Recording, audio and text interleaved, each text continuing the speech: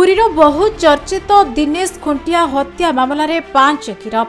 खजा बेपार को केन्द्र करी दिनेश को हत्या करा जायतिबा जणा पड़िछि। घटना 5 जन को गिरफ करने सहित हत्यारे व्यवहृत भुजाली और छुरी जबत करिछि टाउन थाना पुलिस। 5 जन हत्याकारी मध्यरु जड़े नाबालक थिबा बेले नाबालक को जुवेनाइल हॉल और अन्य मानक गिरफ करी कोर्ट चालाण करिछि टाउन थाना पुलिस। सूचना अनुसार मृत दिनेश और तांको बापा राधा गोविंद लेन रे थिबा एक खजा दुकान रे काम करुथिले।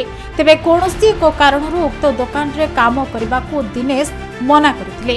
मात्र सेमानंकर कथा न सुनिबारु दिनेश को योजनाबद्ध भाबे एही 5 अभियुक्त राधा गोविंद लेन भितरे हत्या करथिले। खबर पाई टाउन थाना पुलिस दिनेश को रक्त जुडुबुडु अवस्था रे उद्धार करी जिला मुख्य चिकित्सालय को नेइथिले। मात्र सेठारे डाक्तर दिनेश को मृत घोषणा करथिले। एहा परे पुलिस तदंत करी 5 जन को गिरफ्त करिछि। राति 10टा रु 10:30 भितरे पुरी टाउन रे राधा गोविंद लेन रे गोटे मर्डर होला। जे मरिगला सी हला दिनेश खुंटिया बोली आ एमा ताकर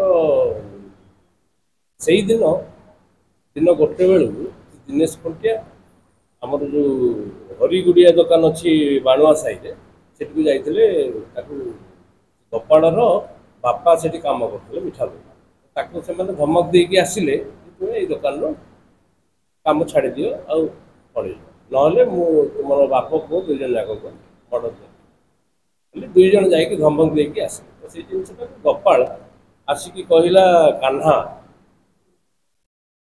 पुणी अन्य मान जोगाड़ करी 5 जन गले स्पॉट दिन राति जगिक रही ये केत घर को आसो घर को फेरला बेलू तो घर को फेर से 2टा ग्रुप होते 2 जन जगी से घर को फेरला आमर राधा गोविंद लेन रे तो 2 जन आग अटकई कथबार्ता कर स्टार्टिंग कले सी से जो गाड़ी बसी स्टार्टिंग है सी फसी जावाई गाड़ी ओल्ल दौड़ी गला बेलू आउ 3 जन जगी से अटकई किसी दूर अल्प बाट अटकई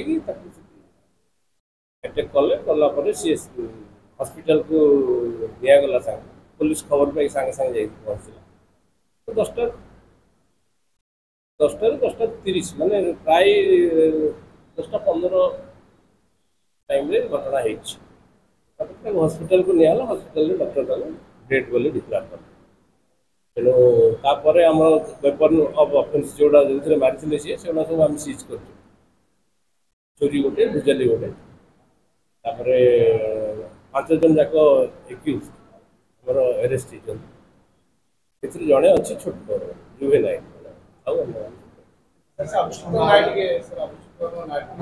अभियुक्त मान समू एलियास रुद्र नारायण साहू केसटा है सुकांती खुंटिया माँ समू एलियास रुद्र नारायण साहू कान्हा एलियास प्रदीप्त साहू बापी एलियास कुलदीप बनर्जी आ मधु एलियास रूपेन्द्र जेना रूपेन्द्र जेना आ जड़े जुवेनाइल ना मैं रिवील कर हाँ पूरी समस्त खजा व्यवसायी माने सी जो एरिया रे से माने दादागिरी देखिया पे चाहूँ।